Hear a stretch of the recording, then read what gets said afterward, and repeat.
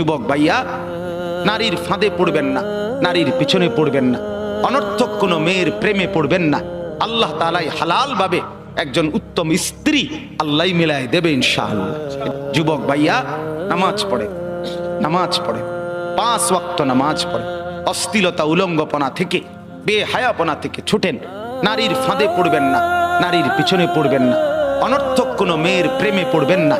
আল্লাহ বলে, বান্দা আমি কিন্তু গুনাহ লম্বা হইলে, নাফরমানি লম্বা হইলে, আমার অবাধ্যতা লম্বা হইলে, মনের চাহিদা মতো খামখেয়ালি করিলে আমি কিন্তু গোমরা করে দেই, আমি মোহর মেরে দেই, চোখে পর্দা ফেলে দেই, আর হেদায়েত দিবার কেউ থাকে না। আফালা তাযাক্কারুন, আমার বান্দা উপদেশ কি নিবা না?